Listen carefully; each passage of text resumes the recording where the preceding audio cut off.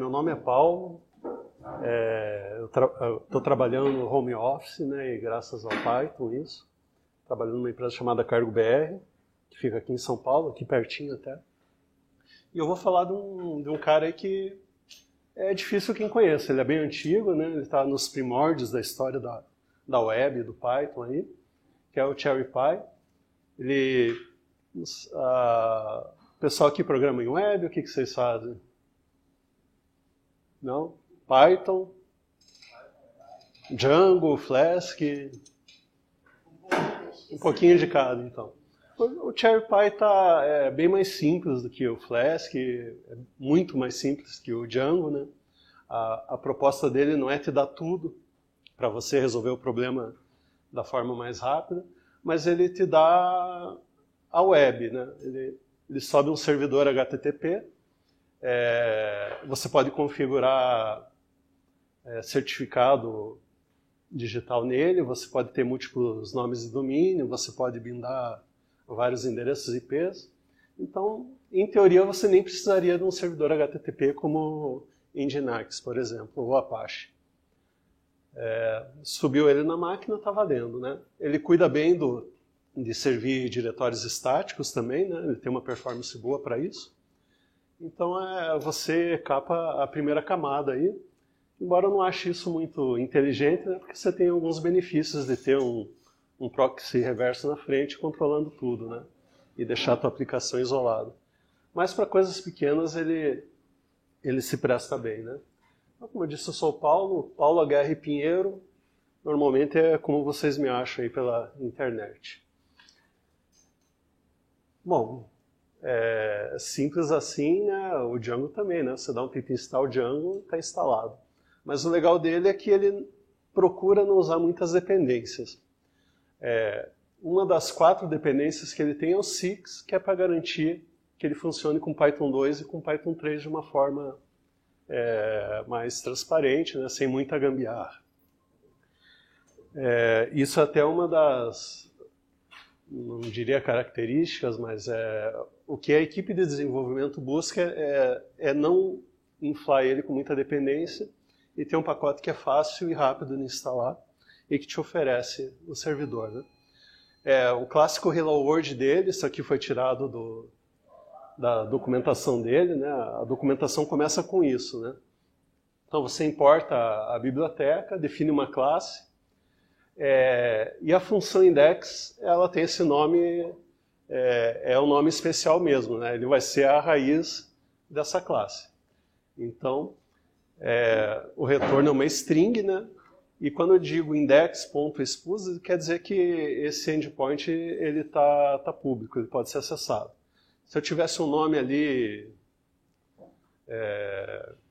requisição, eu teria que acessar, né, o meu servidor /requisição. E assim eu posso ir definindo todos os endpoints. Só index que tem esse nome especial aí, por ser mais óbvio, né? Então eu coloquei essa aplicação, eu acesso ela pela porta 8080, que é o default dele, e o default dele é bindar em localhost mesmo, né? Tanto que você tem ali a função kickstart, passando para ele que quem vai responder tudo vai ser o Hello World, né? Então isso já te dá um get, né? Já te dá o servidor. Se você bindasse com a porta 000, podia estar na internet lá, você respondendo Hello World tranquilo. Eu vou mostrar aqui um exemplo prático. O CherryPy, a coisa mais prática que eu costumava fazer é teste de emprego. Então, ao invés de usar Django, Flask ou qualquer outra coisa, se eles não exigissem alguma coisa, eu usava o CherryPy, porque eu podia me concentrar no problema proposto. Eu já tinha um esqueleto, né, de como subir um servidor, como ter documentação, diretórios padrão. Então, sempre rápido. Outra coisa legal que até rolou uns freelas para fazer é usar ele em Raspberry, né? Ele é pequeno, ele é leve, então você instala ele de boa nisso aí e você tem lá o teu servidorzinho para configurar um serviço, para configurar um dispositivo qualquer via web, né? Então aqui é só para mostrar para vocês ele é agnóstico em relação a como você vai organizar o teu código, né? Ele só precisa que você informe a classe que você dê algumas configurações e ele faz. Como você vai organizar o teu código, se você vai retornar HTML, imagem, arquivo, TXT, JSON, isso é problema teu. Ele não está nem aí, né?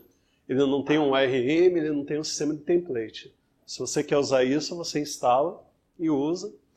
E pode parecer ruim, mas isso tem uma vantagem que eu venho observando, é que as tuas regras de negócio, o teu código, aquilo que importa mesmo, você pode realmente isolar, né? Eu não sou uma pessoa tão organizada assim. Se eu vou escrever um sistema em Django, por mais que a gente se cuide, você acaba colocando uma regrinha de negócio lá no template, coloca uma funçãozinha de helper lá, e a coisa vai se espalhando, né? O tempo vai passando, o pessoal já fica até com medo de mexer no sistema, né? O CherryPy, por não te exigir isso, por não te impor, se você tiver alguma responsabilidade, você mesmo organiza o teu código de forma a não ficar escravo de um framework qualquer, né? O teu código está lá e pode ser adaptado para qualquer um. Tá, só voltando, essa é mais ou menos uma estrutura que se recomenda para qualquer sistema Python, né? Eu tenho um API onde estarão, né, os meus programas. Um executável, aqui é o run server, né? Sobe o servidor, ele importa lá a aplicação, monta os endpoints que vão servir e sobe a aplicação de boa. Um diretório de testes e o nosso arquivinho de requerimentos, me fugiu o nome aqui em português. Bom, subindo o server, né? Essa é a parte emocionante, né? Você dá um run server, ele só te diz que está começando. Ele é um servidor que funciona por threads, né? Ele é muito eficiente nisso. E te informa lá, eu estou no localhost, né, 8080, e estou esperando alguma coisa acontecer. Conforme as requisições vão chegando, ele loga. Se tiver algum problema também, ele já joga nessa tela mesmo. Tudo é configurável, né? Eu estou mostrando só o que é assim, o mais básico, como fazer ele subir rapidamente, né, para você ter um servidorzinho HTTP. Então, voltando lá, né, eu mostrei aquela estrutura de dados, e um dos problemas que me foram apresentados é que eu devia ter um serviço com endpoint que recebesse uma URL e uma palavra. Eu devia dar o scrap dessa página e contar quantas palavras, quantas dessa palavra tem nessa página, né? Eu fiz isso aqui ontem, acessei lá a página do DuckDuckGo e perguntei quantos div tem, né? 30, então tem 15 divs se tudo deu certo, né? No HTML deles. Então o problema é esse, eu tenho um count word, que é o meu endpoint, e passo dois parâmetros para ele, né? O URL e o word. Agora vamos ver como que a gente coloca essa coisa aí, né? Não sei se vocês lembram daquela estrutura, tinha o diretório app e tinha um server. O que faz o meu server, né? Importa o CherryPy, claro. Eu vou usar JSON para responder, né? Isso era um requisito do grande projeto. E o OS para usar as funções do OS lá. E como aqui eu vou receber a requisição, eu vou chamar o cara que resolve o problema, que é o count word, né? Tá tudo lá dentro. O que é isso aqui? Eu posso subir o meu servidor e posso definir que todos os erros sejam jogados por uma função. Essa função tem esse nome mesmo, Default Error Response, e ela recebe, quando ocorre um erro dentro do CherryPy, pode ser qualquer coisa, qualquer exceção do Python, uma divisão por zero, você ter levantado a exceção na mão. Se você definir essa função, tudo vai cair para ela fazer o tratamento. Então o que eu faço aqui? Ele manda um status, uma mensagem, todo o traceback, né? Algumas informações sobre o servidor. A única coisa que eu faço aqui é que eu queria garantir que ele sempre respondesse com JSON, mesmo em erros, né? Então eu seto aqui o cabeçalho, né? O content type, como JSON, e dou uma resposta padrão, né? Deu problema, informo que o erro é o status, né? Vem uma string dizendo um erro curto, e tem uma mensagem mais verbosa. Então eu retorno o JSON caso dê algum problema aí. Continuando nesse app server, o esquema de configuração dele, você pode definir arquivos, ou você pode definir o código, importar, né? Aí vai de você. O jeito mais prático e mais trivial aí é você definir uma variável, dentro dessa variável você define o ponto de montagem a partir do qual essas configurações estão valendo. No caso aqui, a raiz, eu estou dizendo, ó, se der algum problema, use essa função aqui. Eu poderia, por exemplo, ter várias aplicações, sei lá, /customer, /banksleep e tal, e aqui embaixo eu poderia montar todas e ter configurações para cada uma. As configurações do barra são herdadas por todas as outras e sobrescritas, né? Aqui a gente só tem o raiz, então não precisava nem fazer tudo isso, né? Podia fazer direto ali, mas é só para deixar um pouco mais claro o que está sendo feito. Aqui a gente sobe o servidor. Por que esse update aí, né?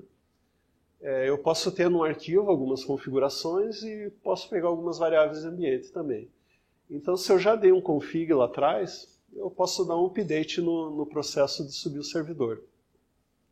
Aqui eu só estou verificando se tem a variável de ambiente para me passar o IP, para me passar a porta, né? Se tiver,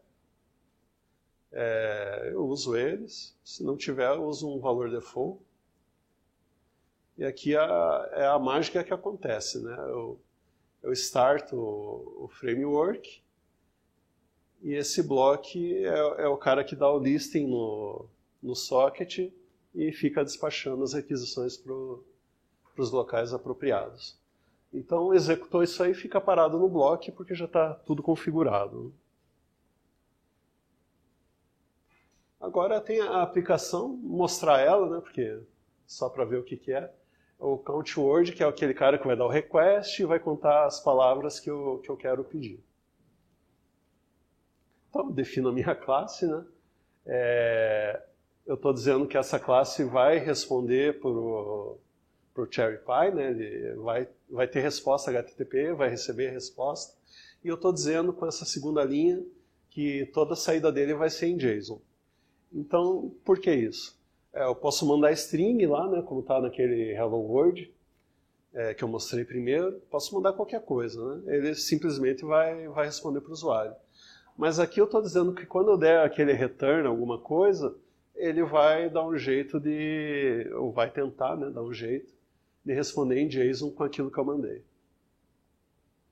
Então aqui eu tenho o começo da minha rotina, né? Count word é o endpoint, né? Então, como é uma função que está dentro de uma classe, tem o self, e como eu defini que eu vou receber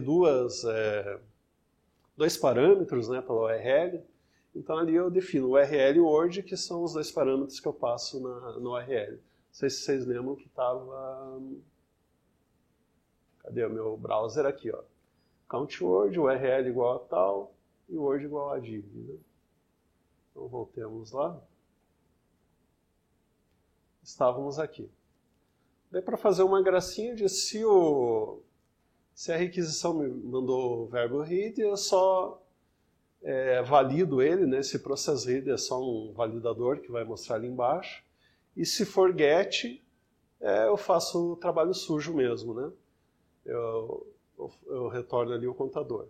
E se for qualquer outro, um post, put, delete, qualquer coisa assim, algo que não exista, ele vai me retornar um erro, né? Então ele já vai deixar bonitinho, e esse rise aqui vai usar aquela função que a gente definiu lá no começo do default error message, se não me engano. Bom, eu chamei a minha função, eu retorno um dicionário Python e o pacote JSON vai saber o que fazer com isso, né? Vai deixar ele bonitinho para retornar para quem me fez a requisição. Só retorna o sucesso, o URL, a palavra e o contador a quantidade de vezes que ele se repete ali. Esse validate params é aquela biblioteca validate que estava no import lá. Ele só vai validar se a URL é válida, se a palavra... Perdão, isso aqui é uma função minha. Já vamos chegar no validate.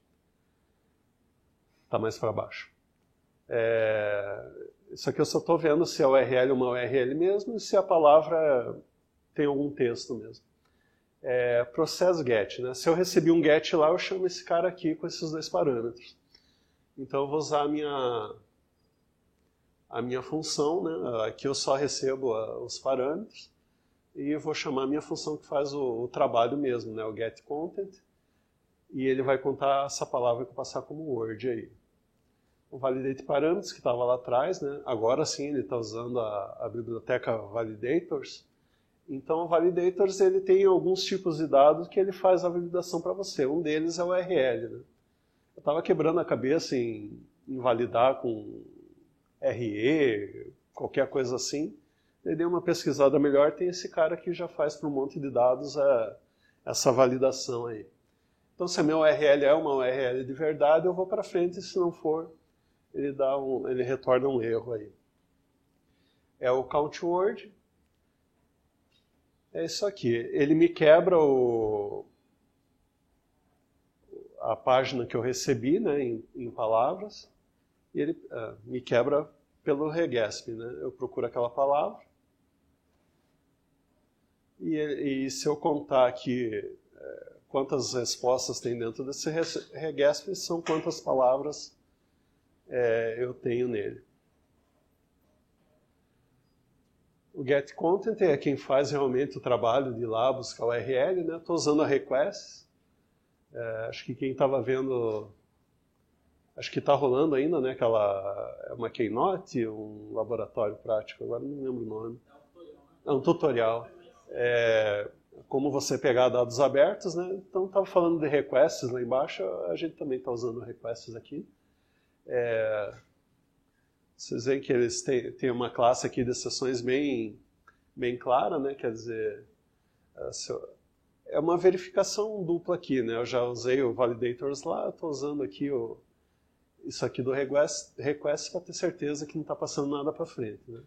Então ele tem que ter qual o protocolo, e tem que ter um protocolo válido para seguir em frente, e tem que conseguir se conectar, né? Se qualquer erro acontecer, cai lá para aquela página de default de erros, e em vez de dar um rise e derrubar o servidor, ele vai cair naquela função e retornar um JSON explicativo, né? Uma mensagem curta, uma mensagem mais verbosa de erro. Caso todos os erros não ocorram, eu retorno o texto dessa requisição, né? Que seria a página mesmo. Bom, aquele é o trabalho sujo, tem um pouquinho de teste aqui. O CherryPy ele usa como base o PyTest. Então, você importou ele e você está usando basicamente o PyTest, né? O CherryPyTest. Então aqui eu estou vendo o helper, né? Que eu vou usar nos outros arquivos de teste. Então é basicamente isso. O que eu faço aqui? Eu configuro um servidor, né, para subir. Ele sobe ao invés de subir com o endereço IP, ele sobe como um socket, e internamente ele cuida disso para que os testes ocorram. Assim você tem que ter muito trabalho, né, fazendo isso aí. Uma coisa importante aqui para mim era saber se todas as requisições que eu devolvo são JSON, né? Então sempre eu estou perguntando isso. O content type está setado para application JSON, né? Então esse self-assert header é do PyTest, né? Que é o CherryPyAir. Então você já tem todas essas ferramentas aí para escrever seus testes.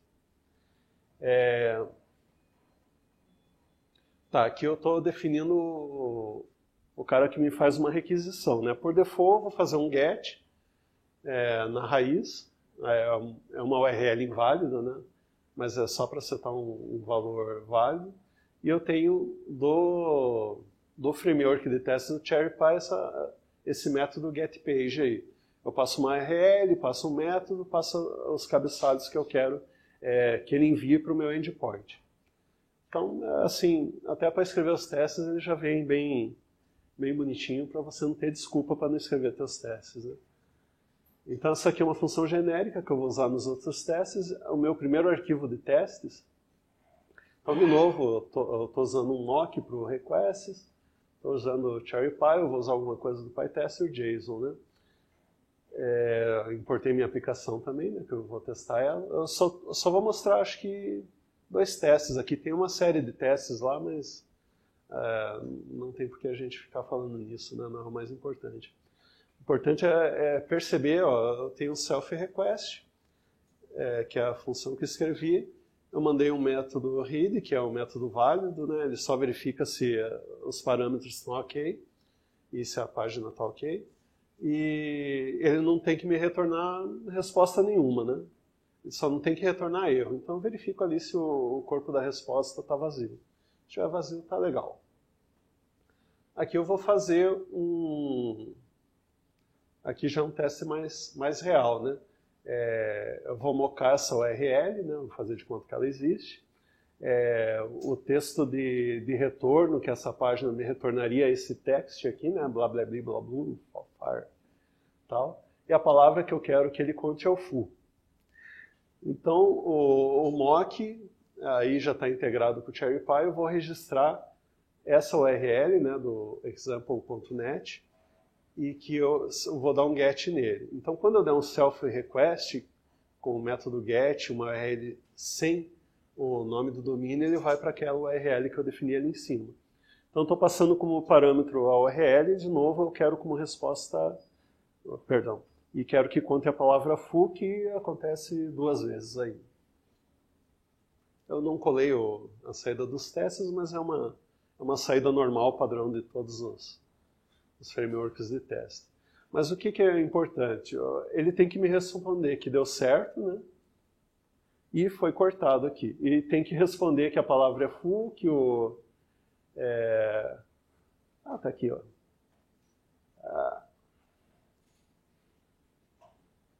Tem que bater o URL com a URL que eu passei, a palavra, e o importante é que tem 2 foos lá, né? Então esse é o primeiro teste que tem que passar, né? Eu recebo um JSON, eu vou decodificar ele, recebi em UTF-8, e vou verificar se o que eu estava esperando é o que eu recebi, né? Então, aí foi mais um testezinho. Aqui eu estou testando a minha classe, eu só vou testar... Acho que eu estou com um teste repetido aqui, né? Tá. É uma brincadeira. Todos os métodos inválidos que eu pensei na hora, eu coloquei ali, e para cada um deles eu vou tentar fazer um request para ver se eu recebo se eu recebo o erro específico de método não disponível, né?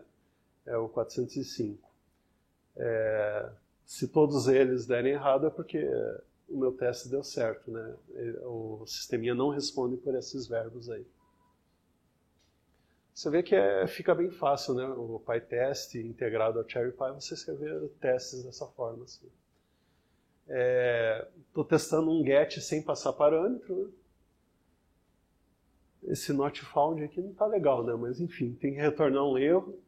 E esse foi escolhido naquele dia. Bom, temos aqui alguns links itens. Né? O primeiro é o CherryPy.org, que é o site do projeto. Esse segundo é a documentação dele. E o terceiro é o repositório no GitHub. A documentação dele é um tanto polêmica, né? Você tem assim, um bom volume de documentação, bem detalhado, mas você não tem tudo. E assim, não tem tudo do que pode ser muito importante. Às vezes você, por exemplo, para você ter sessões, né, tratar sessões dentro dele, você tem que penar um pouquinho e escrever um pouquinho de código. Embora ele tenha lá uma classe CP Sessions para você trabalhar, não é tão simples e não está tão fácil achar como usar isso. Né? Esse é um dos problemas da CherryPy. Talvez nós possamos ajudar aqui, se alguém se interessar, né? Arrumar essa documentação. O projeto é bem aberto, é bem receptivo. Foi uma das minhas primeiras experiências até fazendo um pull request para um projeto open source. Eu estava fazendo um teste até para trabalho e me deparei com um problema lá. Se eu rodasse com o Python 2 o sistema, acontecia uma coisa. Se eu rodasse com o Python 3, acontecia uma coisa levemente diferente, justamente na função que faz escape de string, né? Pega aqueles caracteres especiais e reescreve eles de tal forma a não ser interpretados como HTML. Então, para o 2 era de um jeito, para o 3 era de outro, e aquilo me bloqueou. Quer dizer, eu não podia apresentar aquele projeto daquele jeito. Era um erro do CherryPy, eu tentei voltar a versão, tentei subir versão para dev, não rolava, prazo apertado, tinha que entregar. Aí a única solução foi encarar, ler o código e achar o erro, né? Nesse, felizmente, o erro estava fácil de ser descoberto. Dava para ver que era algo entre uma diferença do Python 2 e o Python 3. Como ele usa aquela biblioteca 6, que é para você fazer a compatibilidade entre o 2 e o 3, e o CherryPy está bem organizado nisso, né? Ele segue algumas diretivas lá de como você fazer um código portável entre Python 2 e 3. Então tinha um arquivo que tinha todos os pepinos lá. Aí eu me guiei, tentei achar e achei o erro lá, né? A versão do Python 2 que faz esse escape de caracteres, ele chama a função de um jeito com parâmetros de um jeito. Para o Python 3, eles mudaram o valor default do parâmetro e a resposta era outra, o comportamento esperado era outro. Então o desafio aí era fazer uma resposta igual para as duas versões, né? Então eu fiz a minha primeira versão assim, de uma maneira muito direta e mandei o PR lá, né? E conversei com a galera. Nisso eu recebi uma resposta de das pessoas que trabalham lá dos mantenedores do CherryPy, né? E aí ele foi me guiando mesmo como um tutor, como um programador sênior, passo a passo, né? Discutimos longamente, o problema nem era tão grande.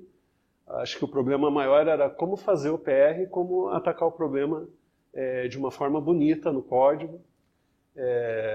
Não fosse só uma intervenção direta, rápida, uma gambiarra lá, né? Ficasse um código bonito, padronizado com tudo que já existe na base de código deles. Eu sei que foi uma conversa longa até que ele conseguiu lá me guiar direitinho, consegui apresentar o PR, foi incorporado rapidamente no código e eu pude entregar com uma versão oficial do código já esse meu teste, né, de tão rápido que foi. Foi um release menor do CherryPy, que incorporou essa modificação e algumas outras também. Então foi assim, como muitos projetos Python, né, o CherryPy também é um projeto receptivo, vale a pena dar uma olhada, tem muita coisa para fazer lá e tem muita gente experiente lá que cuida dele, né? Ele não é tão falado assim, mas por ser receptivo, tem uma grande lista de coisas que estão sendo feitas. Se você chegar lá, você já é chamado a discutir o futuro do projeto também, né? Ele não responde ainda à nova versão do HTTP, né? Ele está lá eu esqueci os números das versões do HTTP, mas a versão mais nova ele ainda não serve ela, né? Como tem que servir, com todas as otimizações que são possíveis, mas o pessoal está trabalhando nisso, né? Então, quem quer discutir, aprender e definir os rumos de um projeto, esse é um projeto que está aberto a isso, né? Tem muitas coisas que não estão nele, como eu disse, ele não te impõe muito como você vai construir teu sistema, teu código, mas, por exemplo, se você quiser uma autenticação por JWT, ele não tem. Mas se você usar o pacote mais famoso do Python, é muito fácil incorporar ele ali. Então, vale a pena, pessoal, se chegar no projeto lá, conversar, usar ele, né, encontrar erros e tentar ajudar nele. Acho que outra coisa legal de falar, acho que eu falei no começo, né? Você pode ter o teu certificado SSL, subir ele direto como servidor, ele vai responder.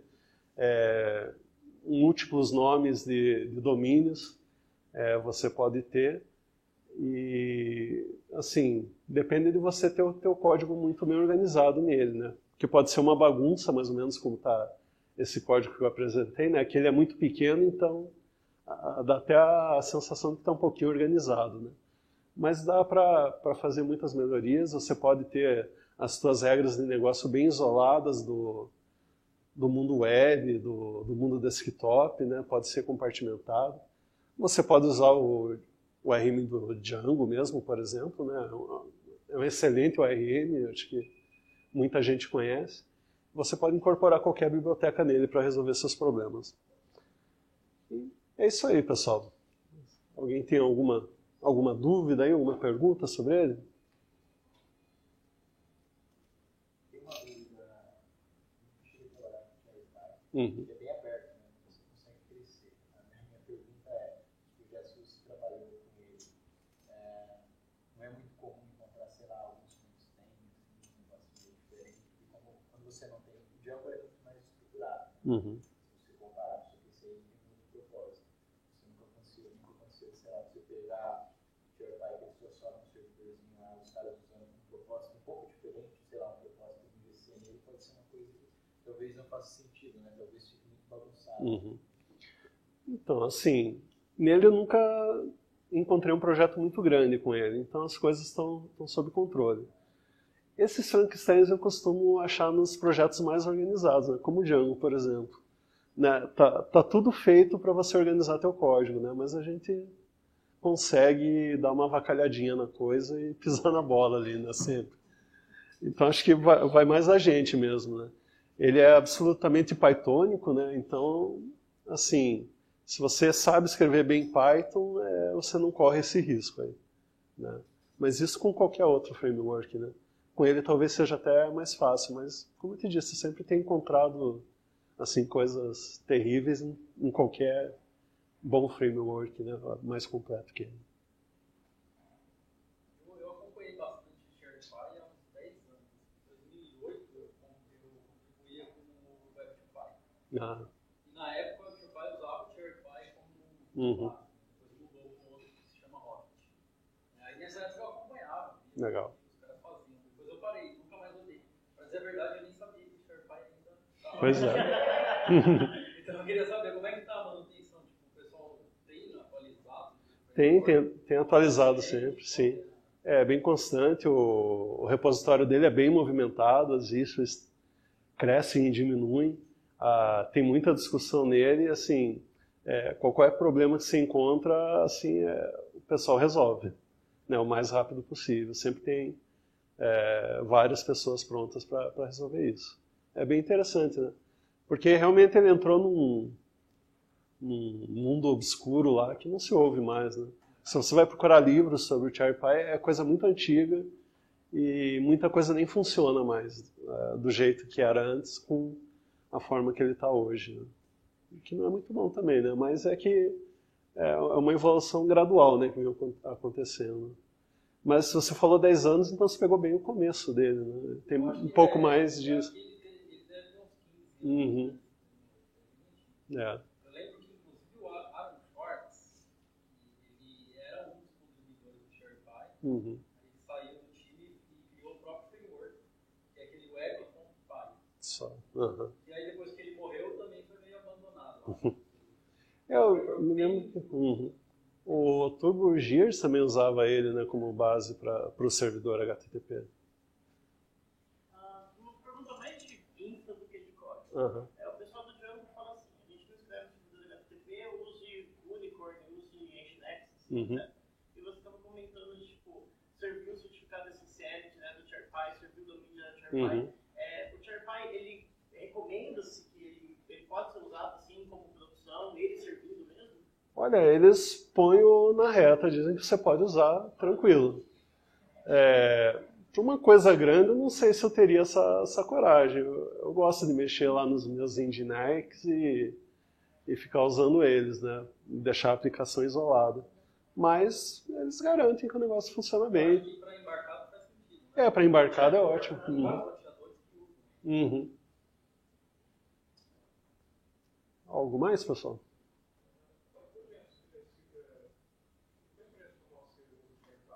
Desculpa?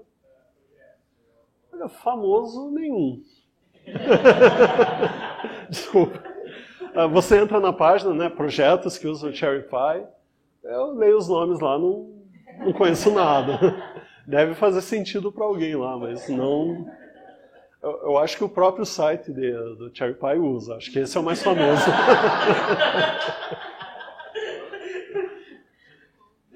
Mas assim... Se usasse outro, né? Fica meio complicado.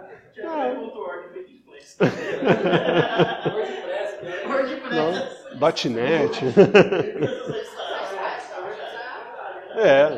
Um gerador estático ficava legal também. Mais algo, pessoal? Então, tá bom. Muito obrigado pela presença de todos. Valeu.